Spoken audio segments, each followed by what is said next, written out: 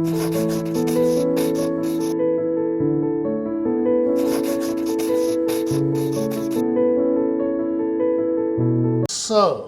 where to start?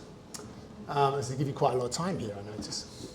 I was listening to the radio today, and it said that, having a cup of tea, local radio, it said that lots of Americans were feeling very anxious at the moment and very trepidatious about the future, given the election results last week, and that what many, many people had been doing apparently was going and watching episodes of the Great British Bake Off, because they found the accents soothing, and also it seemed to be something where people got very intense about something very seemingly inconsequential, cake. Right? So I'm hoping that initially we can think of Wallis Simpson as a quite inconsequential person in a way, merely a woman who rose to notoriety through being the mistress of the Prince of Wales and then the wife of a king who abdicated. But I think there's a lot more to her than that, particularly to do with her year in China. And hopefully, maybe my accent will soothe you a little bit and you can forget your anxieties for a little while.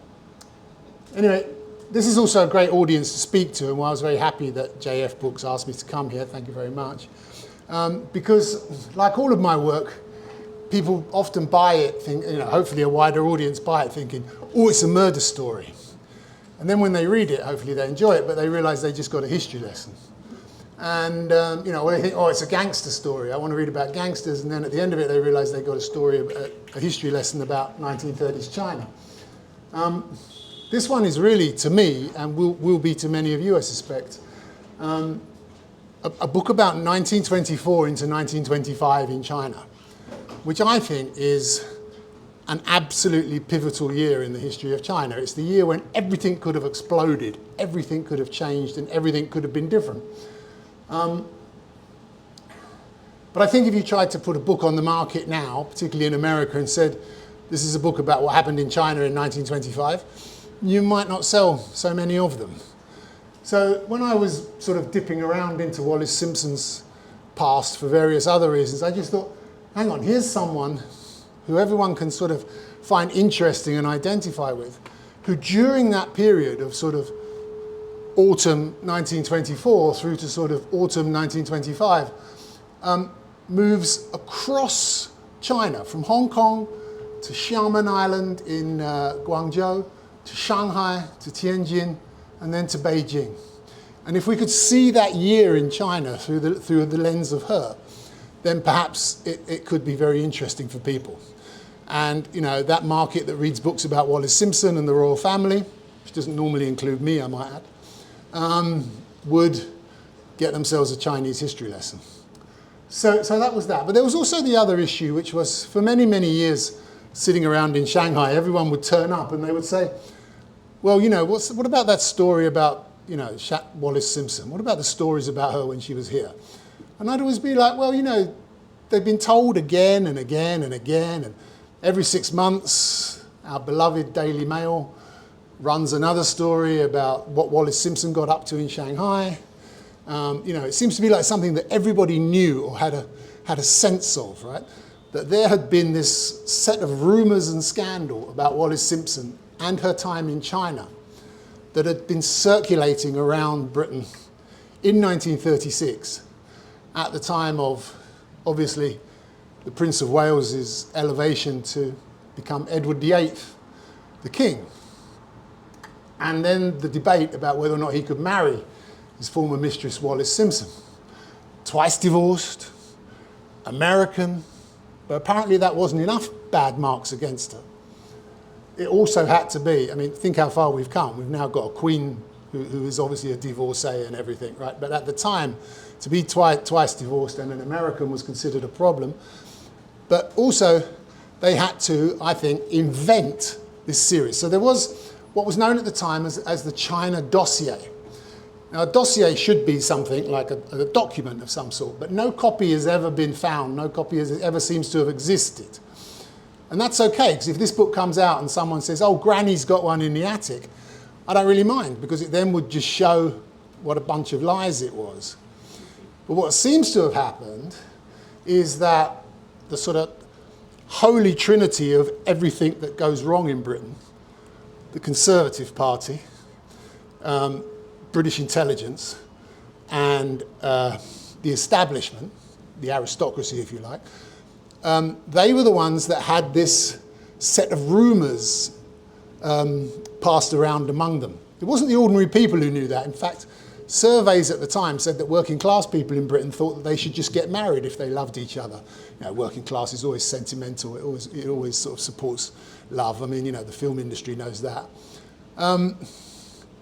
But they didn't. So they just kept it for the establishment. Indeed, the whole Wallis and Edwards story was subject to a rather pernicious British tradition called the D notice, which basically means that once a D notice is issued by the government, no one is allowed to report it. And you're not allowed to report that the D notice has been issued either. So we don't really have any idea how many of these are ever issued.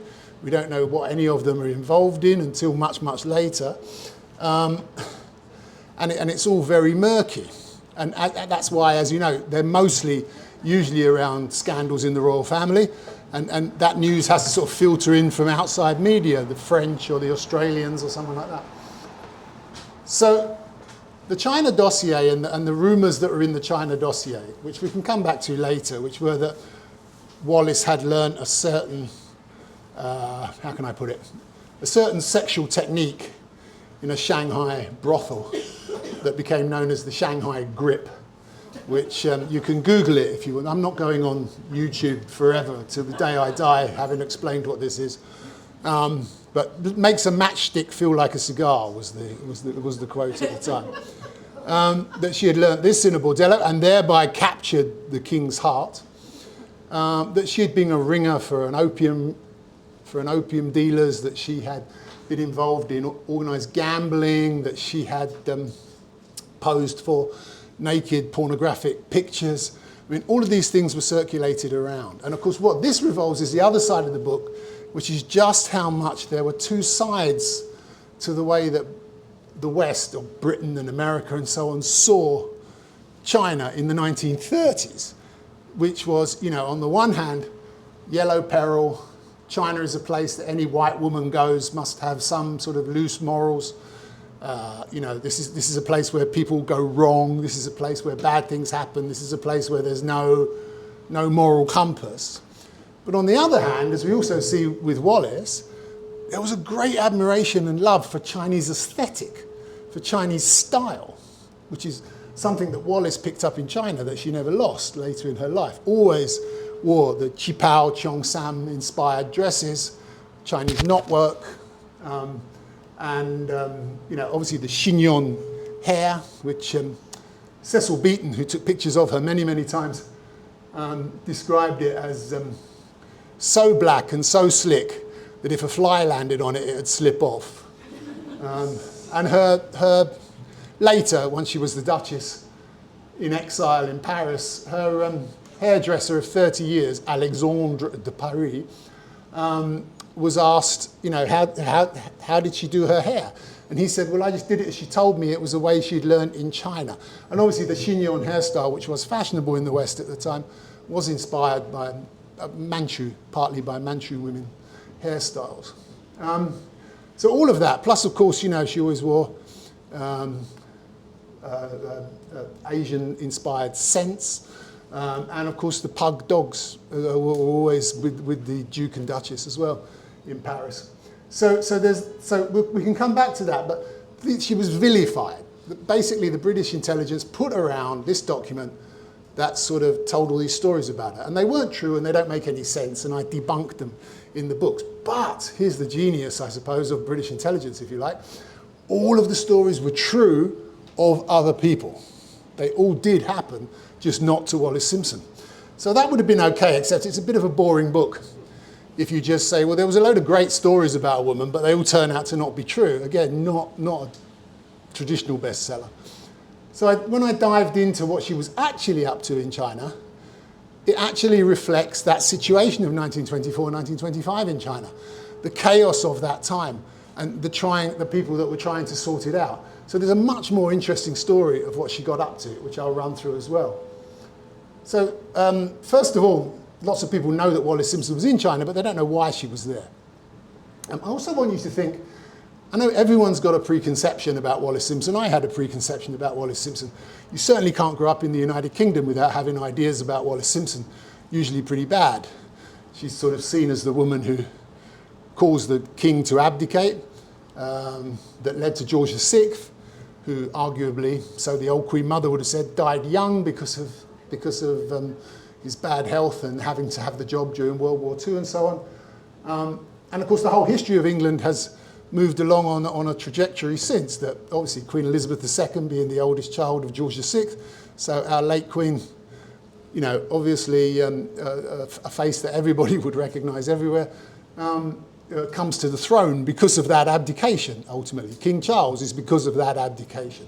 Otherwise, the line could have gone in a slightly different way. Now, some people will say, good, Britain dodged a bullet, he would have been a bad king, and certainly decisions that he made later that she may have been involved in, such as meeting Hitler and various other things, don't indicate that that idea is wrong. But there's the other side of the story, which lots of people like to go with as well, which is it, how many people have ever been loved enough, worshipped enough by a man that he's willing to give up an empire, basically. He's willing to give up a throne and an empire for that woman and go into exile for the rest of his life.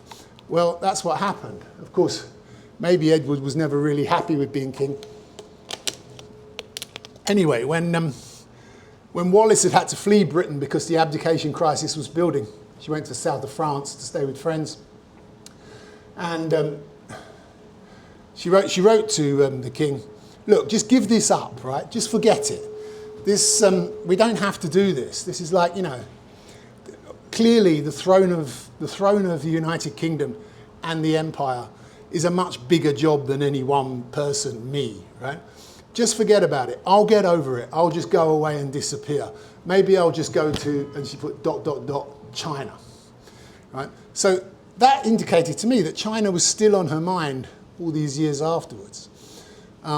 So I thought I'd go back and look again at why she went there in the first place. And I think it's an interesting story, and it reveals a different picture of Wallis Simpson. So if you have a slightly haggy, if you like, view of her from the older Duchess, then think again that, you know, none of us at 60 are what we were at 40, and none of us at 40 are what we were at 20.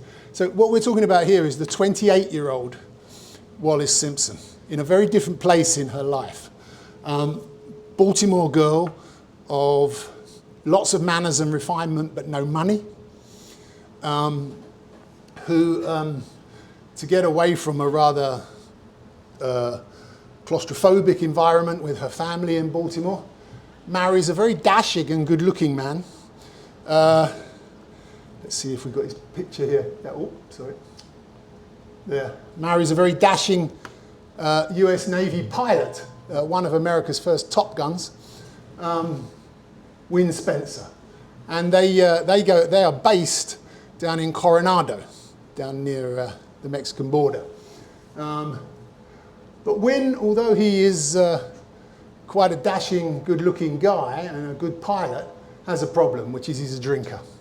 And this comes out after they marry and gets worse and worse. It gets worse because America goes into the Second World War in 1917, and Win hopes that he can come to Europe and fly fighter planes over France and Belgium.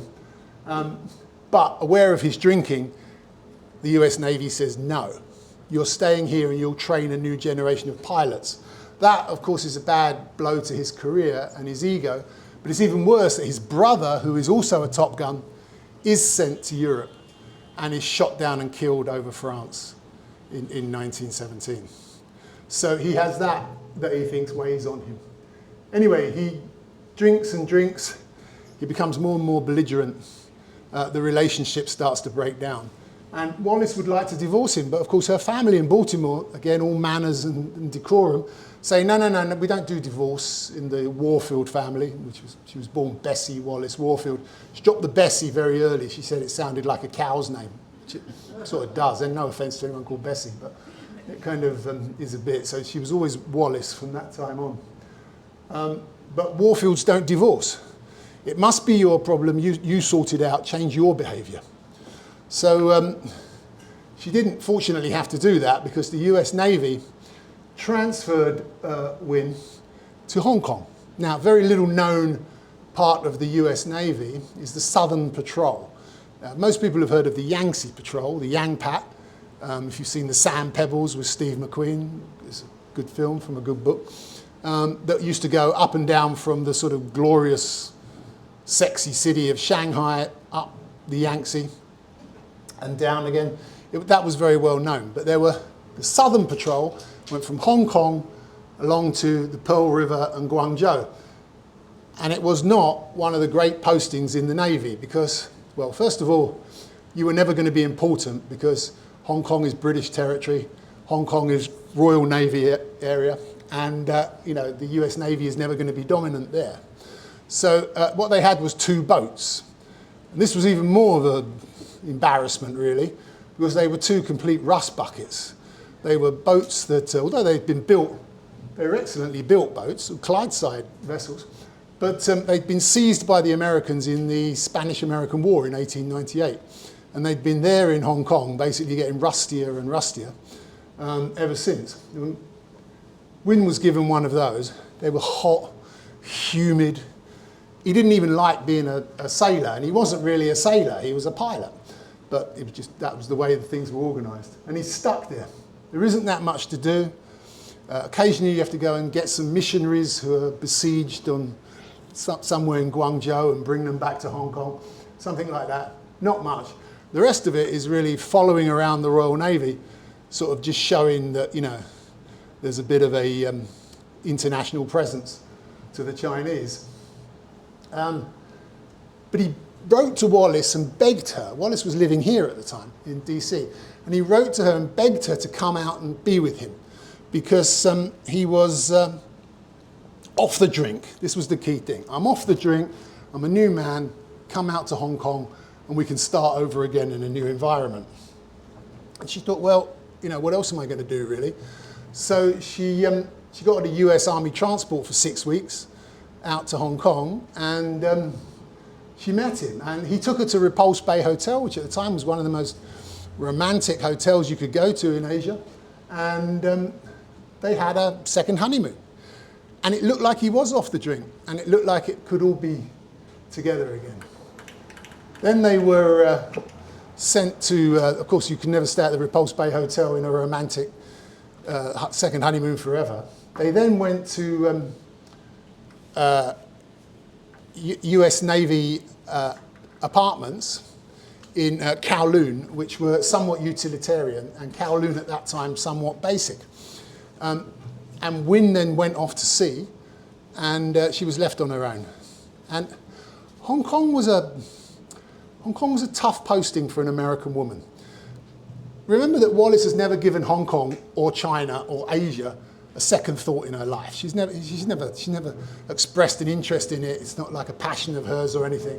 This is just, I mean, if he'd have been posted to Portsmouth, she'd have gone to Portsmouth. If she'd have been posted to Nicaragua, she'd have gone to Nicaragua. So she ends up in Hong Kong. But Hong Kong's a tough one for an American because at that time, it is such a British-dominated society that it's impossible, completely impossible, for an American woman to be able to understand and work within the class and social hierarchies of the British, right? She just doesn't fit in anywhere, right? They don't understand her, she doesn't understand them. They're not interested in her because she doesn't, you know, you don't get any capital from her. The US Navy doesn't count in Hong Kong, and she's also one of only several US women Navy people there as well. So she doesn't even have much of a sort of support group around her. Anyway, at a certain point though, things get interesting because as I was researching her, I suddenly find that she goes to Guangzhou. Now Guangzhou, now you have to remember, this is part of what 1924 is so crazy in China. Hong Kong is in the midst of the worst ever labour disputes it's had, right? ever in the history, and they're going on. The people that run the coastal ferries are on strike. The Kowloon Canton Railway are on strike. The hotel staff are on strike. And she goes to Shamian Island in Guangzhou. Well, Guangzhou at that time is in even worse states. It's also in the middle of a general strike. Plus, it's got political faction fighting. As you know, Sun Yat-sen's government, the southern government, is in Guangzhou. The northern warlords are fighting for control of Peking. China has two governments in competition at that time. And she goes to Shamian Island. Shamian Island, if you know it, the small enclave that is really the foreign treaty port area of Guangzhou, but really a tiny bit of land, is surrounded by barbed wire, surrounded by the Royal Navy and the French Navy, and one American ship, which is Wynn's little cruiser that he's got. And she goes up there. Now, every other woman who lives on Shamian Island has left and come down to Hong Kong. That would be the normal thing when there's trouble in Guangzhou. Yet Wallis is going to Guangzhou. Not only that, but it's not easy to get her to Guangzhou. I don't know if you know this, but it's quite remarkable, really. The US Navy did not allow women on any of its vessels until 1970. No woman, doesn't matter who it was, were allowed on their vessels. The coastal steamers, which went up and down between Hong Kong and Guangzhou, were on strike. The Kowloon Canton Railway was equally on strike. So someone pulled enough levers to get Wallis Simpson onto a Royal Navy vessel. The Royal Navy didn't have any problem with women on board. In fact, the sailors probably loved it, really. They got Wallis onto a vessel up to Guangzhou. She was taken by the Royal Navy. And when she goes there, she stays in the Victoria Hotel, the only hotel on Shamian Island, and also the only, which is half bombed out because several months before, Vietnamese independence activists had thrown a bomb into the ballroom trying to assassinate the visiting governor of French Indochina. And so the whole place is blown apart. She's there. Why does she go there? Then, after a certain amount of time, we know that she has to leave again because she's unwell. Now, we don't know exactly why she's unwell, but this led on to certain rumours. And they get her again onto a Royal Navy ship, which brings her down to Hong Kong, where she's hospitalised briefly. Now, how that happened is impossible to sort of speculate. The British intelligence China dossier, of course, suggested that she may have got pregnant and had come to Hong Kong for an abortion. This is absolutely nuts because she is in the records as being in a hospital in Hong Kong. But no woman in 1924 went into a hospital for an abortion, right? I mean, that just didn't happen. So whatever she was in the hospital for, it wasn't that. So it was either some sort of infection she probably got from the water, or because when Wynn returned after things calmed down in Guangzhou, he had started up the drinking again, and with the drinking, he started up his abuse again. Emotional, verbal, and then physical.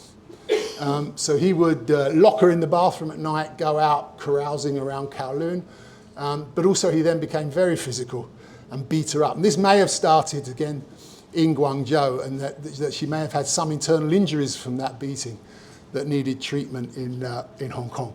This also would explain why later on, as she left China, she had to go back to hospital in Seattle to have some internal work done, and also why she never had children as well, which is another thing that's speculated on a lot. Anyway, we'll come back to what she might have been doing. The beatings in Hong Kong become quite bad, and I think that this was really what interested me in the subject, because when we think of Wallis Simpson, and we think of Wallis Simpson in China, we don't think of her as an abused woman who has a big decision to make. And despite all the chaos in China, someone says to her, which was not unreasonable, but technically wrong, that as an American, she could go to the international settlement of Shanghai and get a divorce in the American court in Shanghai. So she thinks, right, that's it. I'm not doing what my family ask again. I've been beaten up enough. I'm going to Shanghai. And she leaves and she goes to Shanghai.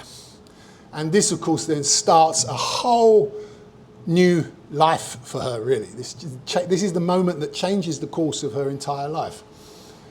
And she manages, the strikes have ended by then, so she manages to get on a boat and she gets up to Shanghai almost 100 years ago this week. She gets there. Now, that's interesting as well, because when she gets there, she checks into the Palace Hotel on the Bund. If you know it, it's now bizarrely called the Swatch Art Peace Hotel. And which is the most expensive hotel in Shanghai at the time.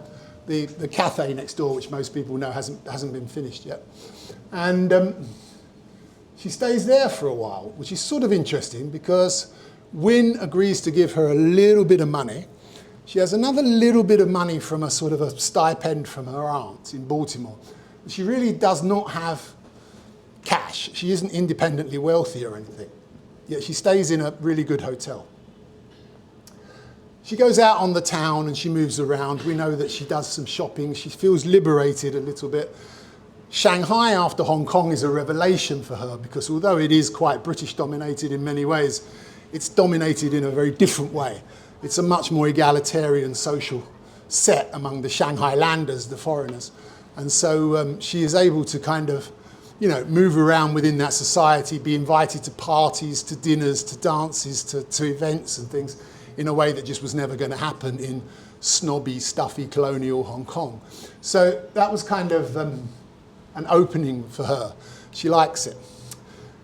But once she's there, she obviously realizes she can't get a divorce there. You can get a divorce if you're an American there, but you have to have been married there. So that didn't quite work. So she now knows that in order to get a divorce, she's got to go back to America.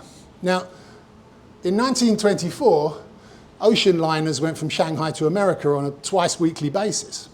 It was very easy to get back. This is the place where you just get on a boat and you're back in America in a few weeks and you get your divorce. But she doesn't. She decides to go by coastal steamer to Tianjin. Now, this is an interesting one because when I read her memoirs, she wrote a sort of ghost-written memoir in the 1950s. She says, so I went from Shanghai, right, think of Shanghai, the most commercial, retail-oriented place in Asia. I decided to go from there to Tianjin for shopping. Who the hell goes, it's 1924, China's falling apart, the northern warlords are fighting each other in the north. You're in the one place where you're fairly safe, and there's the biggest department stores in Asia, and you decide to go to Tianjin for shopping. Doesn't make any sense. But that's what she says she was doing. And she gets on a boat and she goes up there. There's several other problems with Tianjin that make it a rather odd place to go. One is it is raging with typhoid. There are literally people on the train station platforms and on the streets dying of typhoid, which is not a nice way to die. And there's nothing anyone can do about it. The whole of the city is surrounded by bandits and warlords, and the port is icing up. It's an ice port, right? So although there are regular ships to America from Tianjin, there will only be for another couple of weeks because of the port icing up.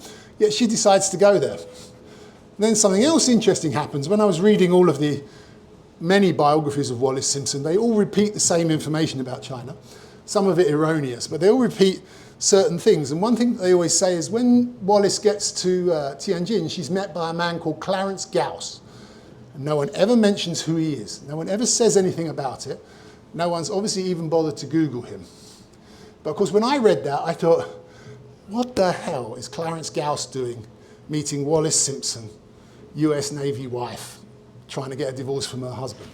Clarence Gauss in the 1920s was the State Department China hand. He was the guy on China in the United States, just before Latimer, but he was of that generation. He was the top guy. And he was the US consul in Jinan, which I don't even think the US has a consulate in Jinan anymore. But at that time it did because it was seen as a more important area. And he is in Tianjin. Why is Clarence Gauss in Tianjin? Well, he's a busy, busy guy.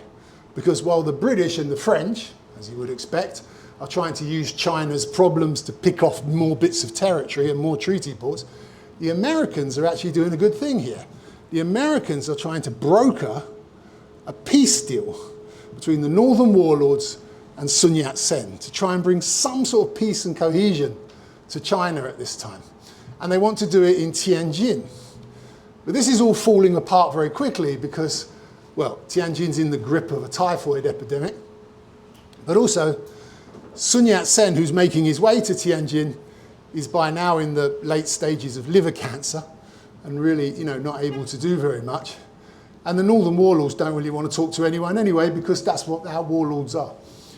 And apparently he finds time to meet Wallis Simpson from the boat, take her to the Astor House Hotel in Tianjin, then the finest hotel in Tianjin. I'd argue still the finest hotel in Tianjin, unless you like those big blocks with loads of white light in them and everything.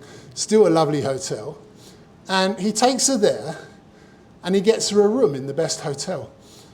And I thought, she's not important, right? She's just the wife of a pretty unimportant US Navy officer moving around. Why is she doing that? Anyway, from there, he manages to persuade her to go to Peking. Now, as you know, 70 miles from Tianjin to Peking. In those days, it used to take about 5 or 6 hours on the train. It took Wallis Simpson a day and a half because there were so many bandits marauding around between the two places that the train could only go at a very slow pace because they would rip up the track. When they had to stop for water or more coal, soldiers had to get off and just point their guns out into the darkness in case the bandits attacked. It was a very dangerous journey to make. There were sort of government advisories from the British and the Americans saying, don't make the trip to Beijing. But she does it. And also, the train was a wreck. This is not Marlene Dietrich and Anna May Wong on the Shanghai Express, I'm afraid. The staff was so cold on these trains that they had cut the first class seating to take out the horsehair to shove into their jackets to try and keep warm. There was no buffet car, nothing at all. But she gets on this train, and Clarence Gauss ensures that there's a Marine to save her seat for her as well, which is sort of fascinating. She gets all the way to Beijing, and then when she's in Beijing, she's met off the train by a man called Louis Little, who is the commander of the Marine Guard at the Beijing embassy legation.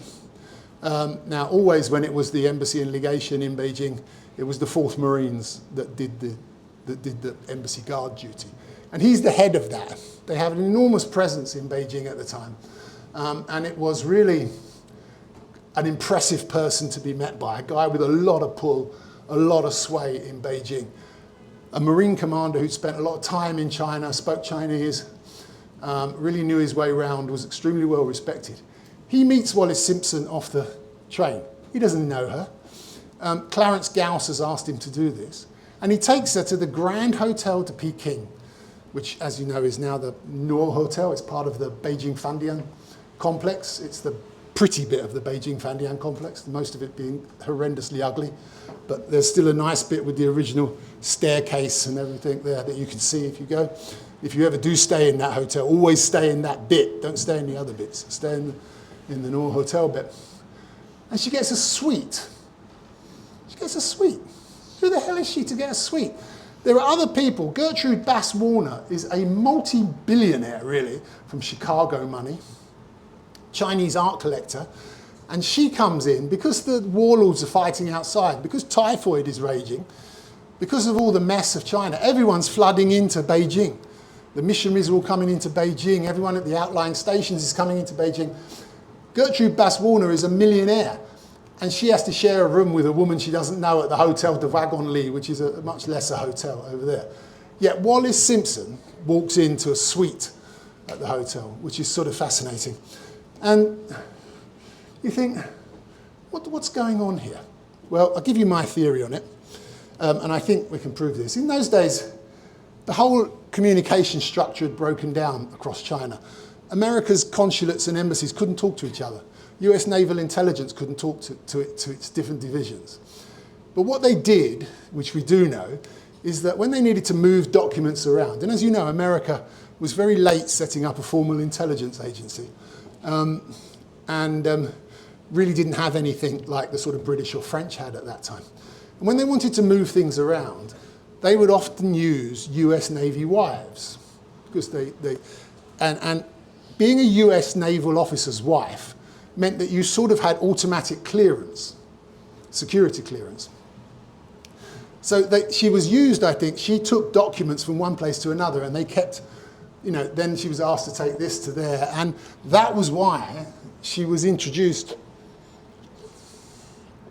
to people like Clarence Gauss or Louis Little, who were able to, had the sway on the US tab, of course, to get her the kind of hotels that she got. Well, despite all the stuff we know about Wallis Simpson in Shanghai, she was only in Shanghai for a few weeks. She was in Beijing for nearly 7 months, and it was Beijing that she loved.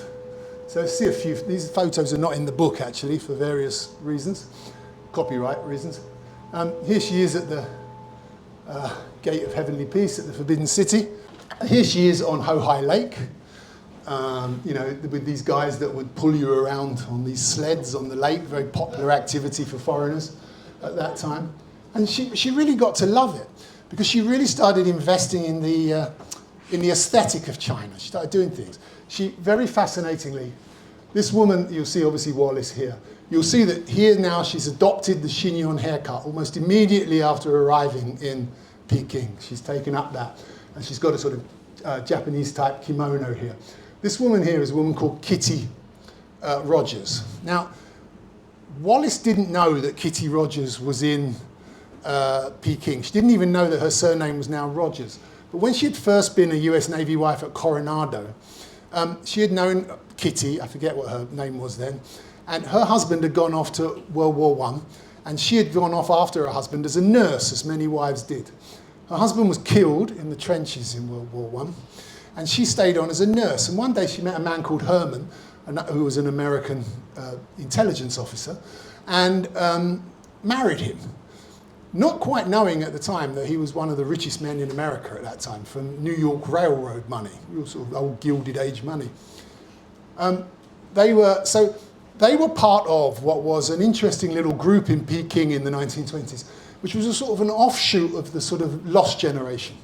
So it's certainly not as famous as Hemingway and all that lot in Paris, poncing around writing the stories and everything. But she kind of, there was a little group in Beijing that were doing a similar thing. And Herman rented one of the most beautiful courtyard hutong houses at Siheyuan that you could get. And they were living there. Now, Wallis was in the Grand Hotel de Peking. She had been there a couple of weeks. Christmas 1924 was approaching.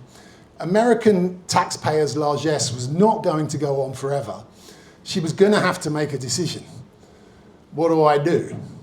And now how do I get back to America now that I'm 70 miles inland and nowhere near Tianjin's iced up, the trains still aren't working, what am I going to do?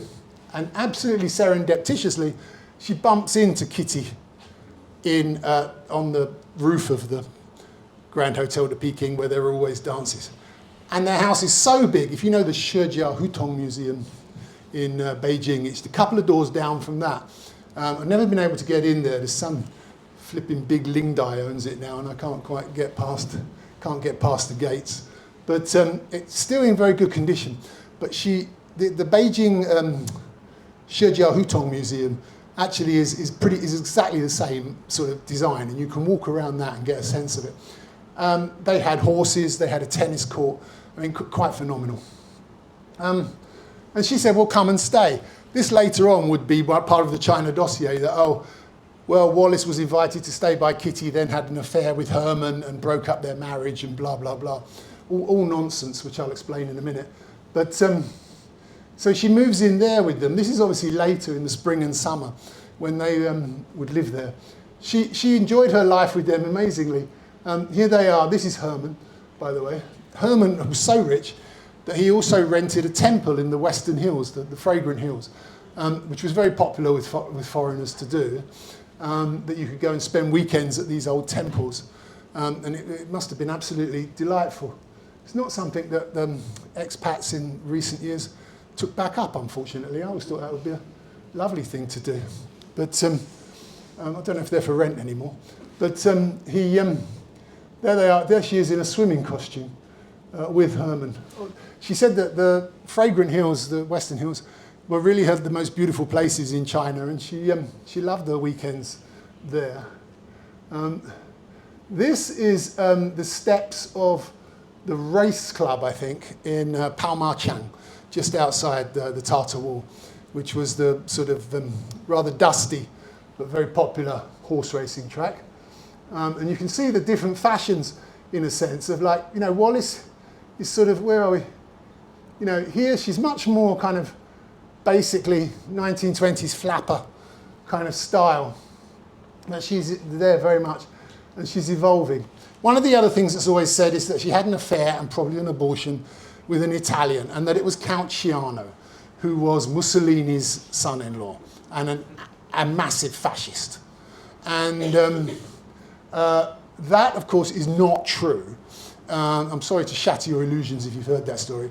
But Ciano, who was, as a young diplomat, a secretary at the Italian embassy in Peking, did not arrive in China until at least 2 years after Wallis had left. So it cannot have been him. And it's amazing that, funnily enough, several books have been published by people who were children at the time, who maintain that they saw Wallis at their houses having dinner with their parents with Count Ciano. And it's simply impossible. And I did start up a correspondence which went nowhere, really, with a couple of them saying, this can't possibly have happened. And they're like, what, are you questioning my memory? And I'm like, well, yes, I am, actually, because here's the dates of arrival and departure, and it can't be true. What they may think of is that Wallis did turn up with this man, Dashing de Zara, who was Antonio de Zara, who was Italian and was a good-looking Italian naval commander in charge of, well, essentially their legation guard. The legation guard for the Italians was under the control of the Italian Navy. And she had an affair with him. Not that scandalous, though, I'm afraid. He was a bachelor, and it was well known that she had left her abusive husband, so no one considered it particularly strange that they should have an affair. He later on, and he also wasn't a raging fascist. I mean, he was an Italian patriot, so he was a naval commander during the war, but he wasn't like a fully signed up Mussoliniite. He wrote a memoir after the war, and he mentions his time with Wallis, and he remembers it extremely fondly. And she also mentions having a very enjoyable fling, really, with an Italian. Though she doesn't go into it with great details, because no one can't be sure how the Duke would have taken such revelations. But they kind of seem to have got on. And here they are at the racetrack. One doesn't think of Wallis Simpson as much of an equestrian either, really, I think. We think of her mostly as, well, someone said to me that her great superpower, you know, Wallis Simpson's superpower was not the Shanghai grip. Wallis Simpson's superpower was that she could stay up till 4 o'clock in the morning in a smoky room playing bridge or poker and not blink once. And that was what she did while she was in China. She started to make a little bit of money just on a little bit of low-level gambling, you know, around poker and bridge nights, which were massively popular with the foreigners. And then she parlayed that up, and she would start going to the markets, Thieves' Market, the Ghosts' Market, and then the curio streets around Tianmen, Lantern Street, Embroidery Alley, and so on. And she would buy small pieces of jade, small items, that she would then sell to visitors that didn't have time to do that shopping themselves. So she'd buy at one price, sell it at another price. And she became so well known, the curio dealers would come round with various items, and they'd let them take it on tick, you know, like she didn't have to pay. And then they would agree a price, and then she would get another price, and then just pay the guy what they had agreed. So that was how she managed to fund her lifestyle, although I don't think she was really having to spend much, given that she was staying with the Rogerses. But what happened here is that through having a relationship with de Zara, through staying with the Rogerses in Peking in the 1920s, she was in a cosmopolitan, international world, right? That was not what Baltimore had been in the, you know, her childhood, and not what Hong Kong was. And I think that she became, you know, through dining at the Italian legation being invited to play mixed doubles at the British legation, by using the swimming pool at the US legation, and by mixing around with these people, going to Beidaihe, the seaside resort in the summer, by meeting people up in the Western Hills. She started to mix with people and socialize with people that allowed her to become easy in very cosmopolitan company. And I think that later on, you know, when she's in London and when she's Wallis Simpson and when she's invited out to Windsor to meet the Prince of Wales, this is why she's able to move in this, you know, high-class cosmopolitan world. She learns it all in Peking. There's Desara looking dashing on a boat, as dashing naval men do on boats. There's her Shanghai Race Club card. She passed back through Shanghai in 1925 briefly and went then. She made many friends while she was there. And in the book I describe them, I think there's pictures. You can track through the later years, after she leaves China, when she gets back to America. And then from America, she marries Ernest Simpson, and she moves to London, and they have a flat at Bryanston Square in Marylebone, and briefly at Regent's Park as well. And then later, of course, after the abdication, when they're living in the Villa Windsor in the Bois de Boulogne in Paris. There is always, in the background of shots, a Chinese screen, and then on a table, a little row of 5 ivory elephants, carved elephants, and some lacquerware boxes. And these are all items that she bought while she was in China and then shipped back. And they carried through the rest of her tumultuous life, back to America, from America to England, from England to exile in France for the rest of her life. And I think that sort of showed how fond she was of things. This man here with the bald head, he's a man called George Sebastian. He was a Romanian aristocrat. And he was an aesthete. And he liked Wallis, and they got together, and this is later, obviously, when they went to visit him. And he taught her all about jade. And she would go to the jade markets with him in Beijing, and they would choose the best pieces or the most affordable pieces, and have them reshaped, have them, you know, redesigned, and then sell them at a markup. And he taught her everything about jade. And as you'll know, later on, when she was the Duchess of Windsor, she maintained this fascination for jade. She didn't have to buy it in the markets in Beijing anymore. She got it designed by Cartier on the Duke's tab, which is ultimately, I suppose, my tab. So that was kind of where this appreciation of jade came from. And you'll know when the sale of her collection of jewellery came up, it was the most amazing thing. I mean, people were paying fortunes just for the catalogue, let alone for the jewellery itself. But she really did know her subject. She wasn't just someone who wafted in and sort of went to the friendship store and bought a couple of things from China and then turned up at dinner parties with them going, oh, I've just been to China. She actually kind of really, really knew her stuff. She learnt about things like ivory. She learnt about jade. She learnt about embroidery. And so she actually did know what she was doing. She took the subject seriously. And then this rumour about Herman and breaking up the marriage. This is, of course, the Duke and the Duchess. And this is Kitty. When she left and fled and went to France, as I mentioned, she went to the villa owned on the south of France, owned by the Rogerses. They had left China and they had bought a villa on the south of France. And she went there, and that's where she sought sanctuary. And then when they got married, because obviously after the abdication, the king came out to the south of France and they got married. And you'll see Herman, Kitty, Wallis, this is Perry Brownlow, the king's equerry, and they got married. Herman gave her away at the wedding. They were the witnesses at the wedding. Now, is that something you'd do if someone had broken up your marriage? I don't think so, right? They were lifelong friends. They wrote to each other to the end of their days. Herman was a good friend to her all of his life as well. And so I think that, again, this just shows what nonsense was often written about her. And then I just want to show you can see the style that sort of stayed with her of China. I mean, I could show 100 pictures like this, really, and you can see them all online. Not many of them are in the book because they're all owned by Condé Nast, and what Condé Nast wants for you to put a picture in a book is nothing short of criminal. But you can see, always the Qi Pao. Now, to be fair, she had the figure for it. She could wear it, but you'll see that she always wore the Qi Pao type dress, the chignon hairstyle, the chinoiserie touches were always there. The Duke, of course, was known as a bit of a dandy himself. But it's kind of fascinating that that's what they do. Now, is there anything I haven't told you or I should have told you and I can't forget? So the main point I want to make is, one, her China year was a much more interesting year than the rumours would speculate.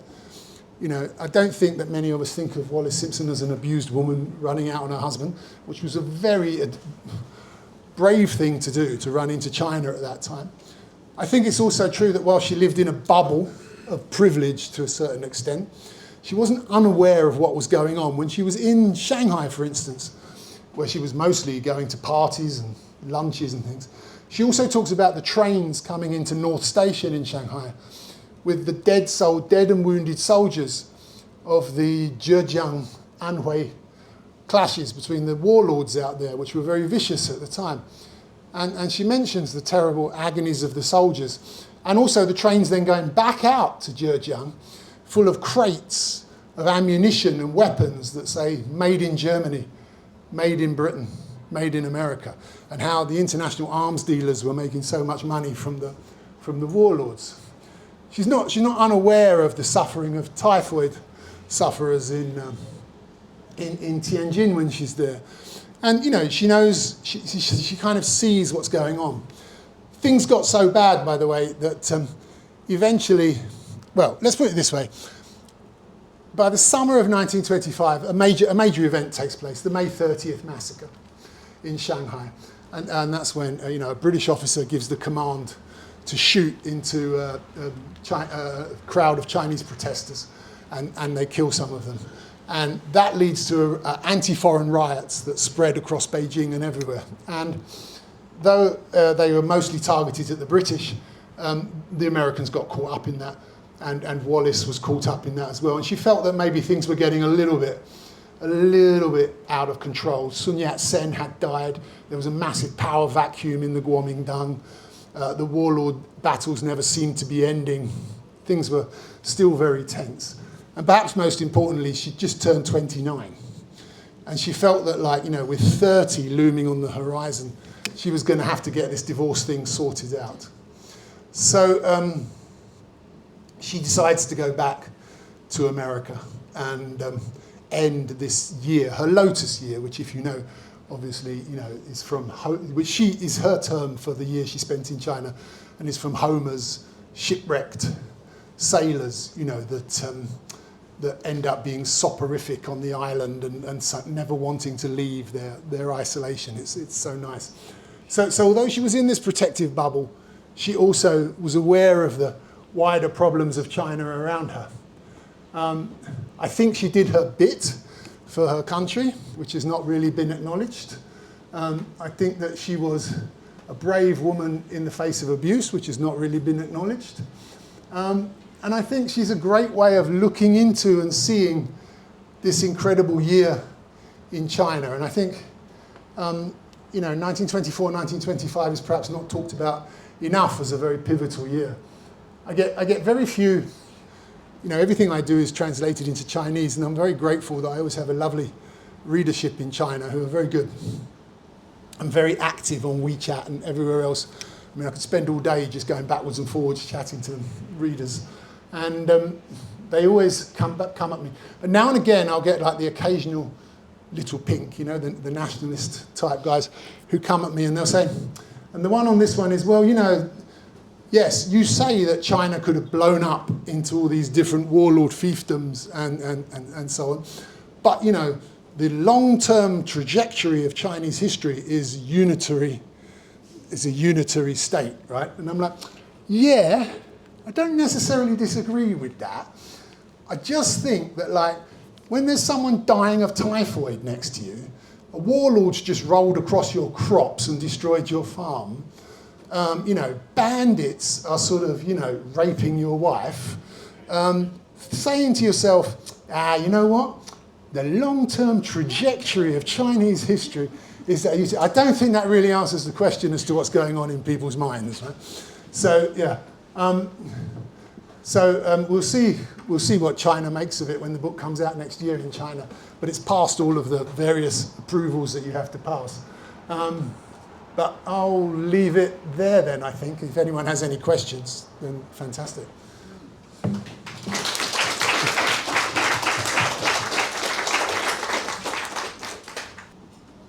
For such an interesting presentation. I am very curious to hear, you just mentioned that your book has to go through levels of review before it's released in China. Could you elaborate a bit more on what that process is?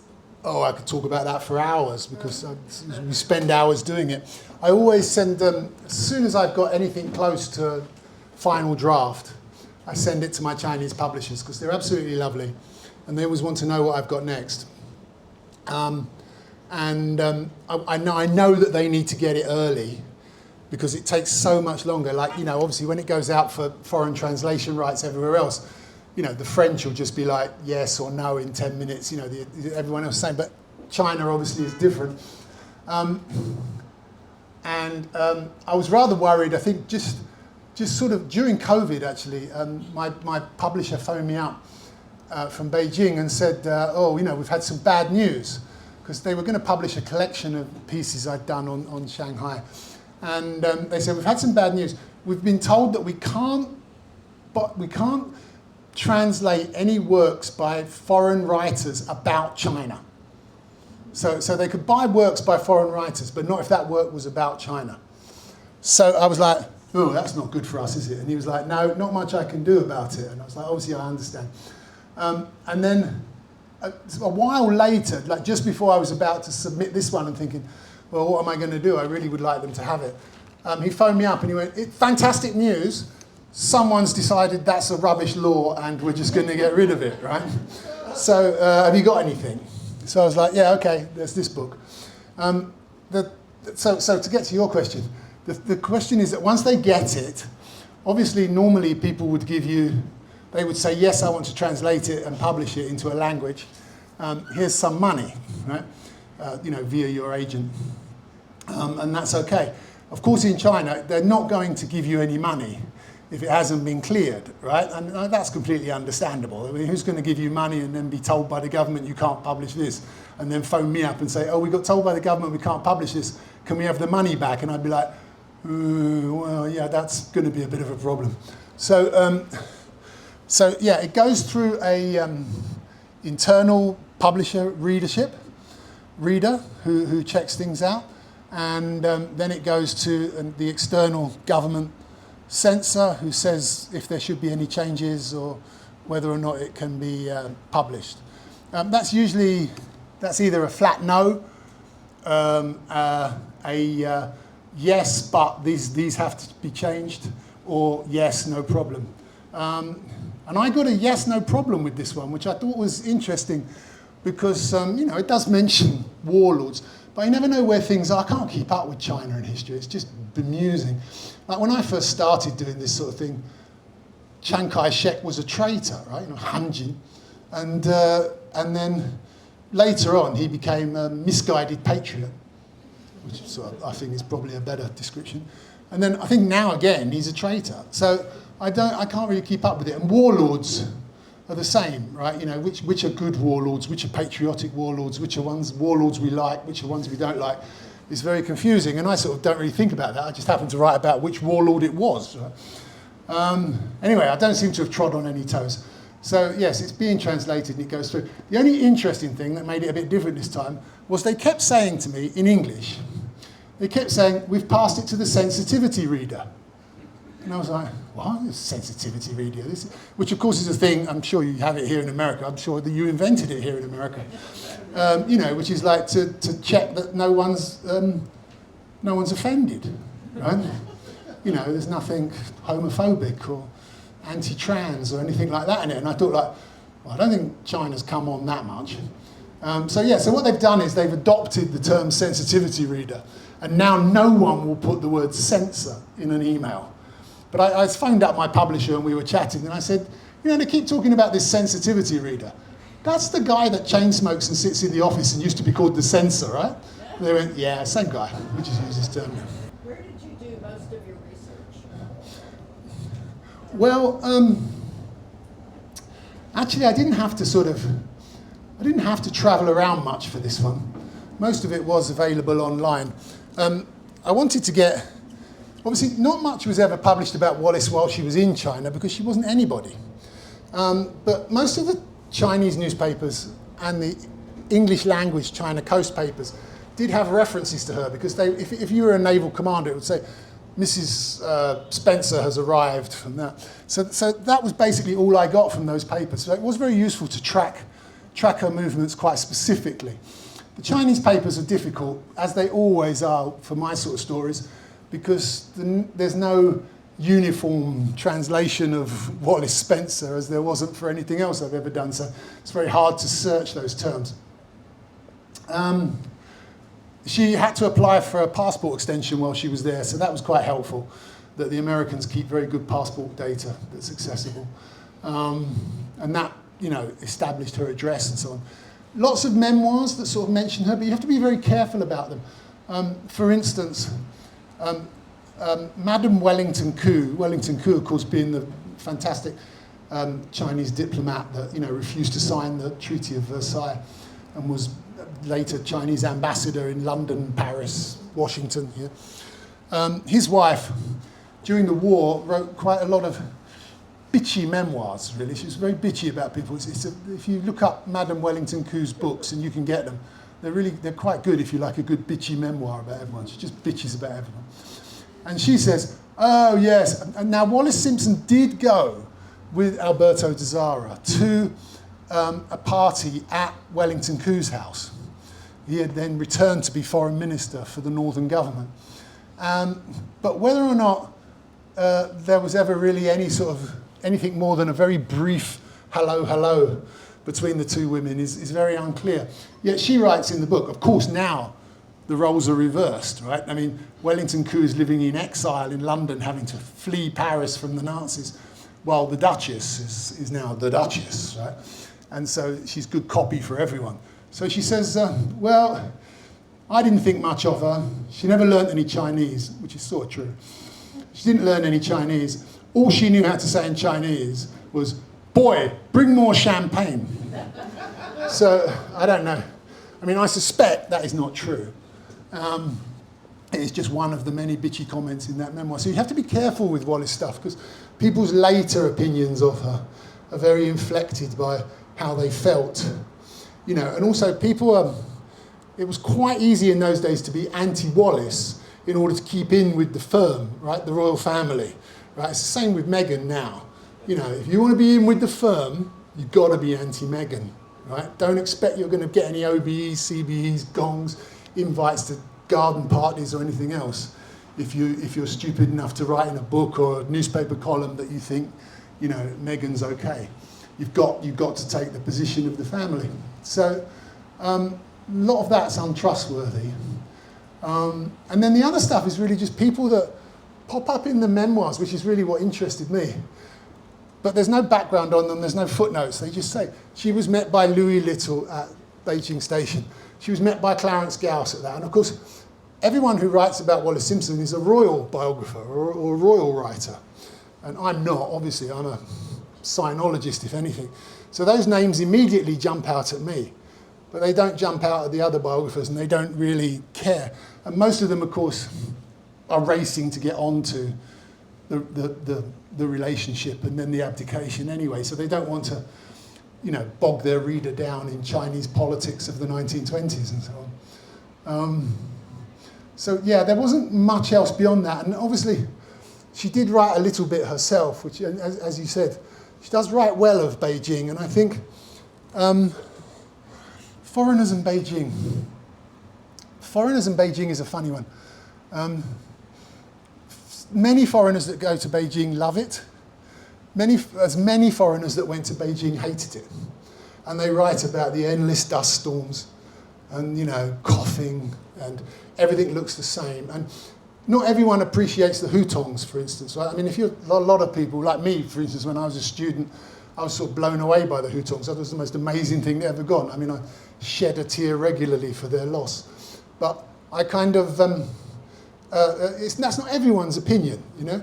Other people think it's monotonous and you can't see behind the walls, and, you know, it doesn't really work for them if they're used to a different source of architecture, if they're more into sort of the Mediterranean or Central Asian lapis lazuli or something like that. But, you know, if you do love Beijing, you love it, right, you know.